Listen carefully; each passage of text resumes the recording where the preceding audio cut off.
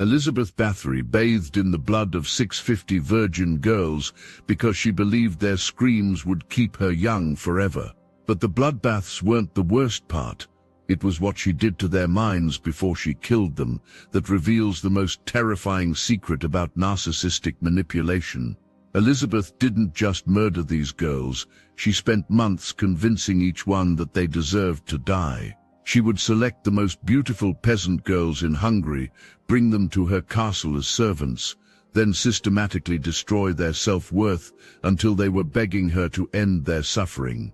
The girls weren't just victims, they became willing participants in their own destruction. And here's the part that will make your skin crawl. Elizabeth used the exact same psychological techniques that modern narcissists use to destroy their victims' minds. She was accidentally perfecting a playbook that's being used against millions of people today. Elizabeth would start by love-bombing her victims, showering them with gifts, attention and promises of a better life. Then came the devaluation phase, sudden criticism, impossible standards and punishment for imaginary failures. But here's the twisted genius. She made each girl believe that earning Elizabeth's approval was the only thing that gave their life meaning. The girls became psychologically addicted to Elizabeth's validation. They would compete with each other for her attention, betray their friends for her favor, and eventually beg her to use them for her blood rituals because they believed it was their highest purpose. But Elizabeth's true innovation wasn't the bloodbaths, it was creating a psychological factory that mass-produced victims who genuinely believed they deserved destruction. Sam Vaknin's research shows that narcissists don't just want to hurt people. They need their victims to provide constant emotional energy, validation and worship. Elizabeth turned this need into an industrial process. Here's how her psychological factory worked. First, she would isolate girls from their families and support systems.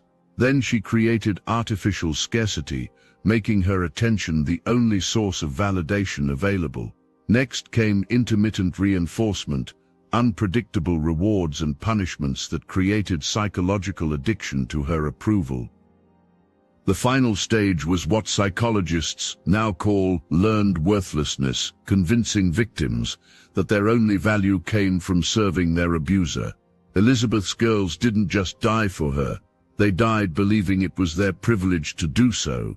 Castle Countess, Hungary, 1604.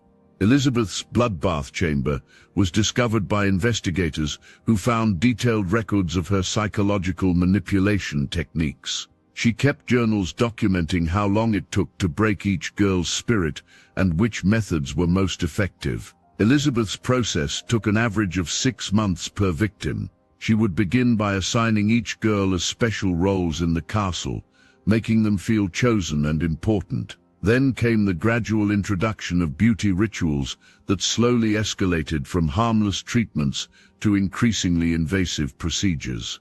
The girls were told they were being prepared for important noble marriages, that Elizabeth was training them to be worthy of high society. They endured increasingly painful beauty treatments because they believed it would elevate their status. Elizabeth had convinced them that suffering was the price of becoming worthy. When the time came for the bloodbaths, the girls would actually thank Elizabeth for choosing them. Court records show victims saying they felt honored to help their mistress maintain her beauty. Elizabeth had achieved the ultimate manipulation, making murder feel like mercy. Every technique Elizabeth used to create willing victims operates in modern narcissistic relationships, but refined through psychology research and social media amplification.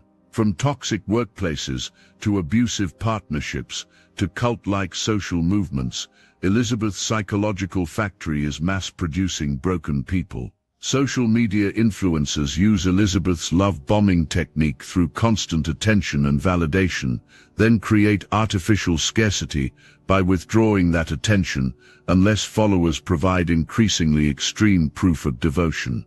OnlyFans creators, MLM recruiters, and political extremists all use her psychological blueprint.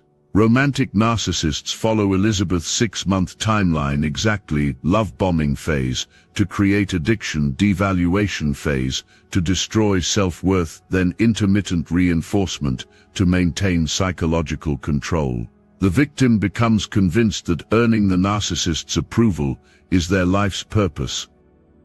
Toxic bosses create workplace versions of Elizabeth's castle by making their approval the only source of professional validation, then using intermittent reinforcement to keep employees psychologically addicted to their judgment.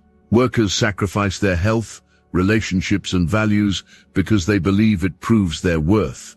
Instead of literal blood, modern narcissists feed on emotional energy, attention, and psychological submission.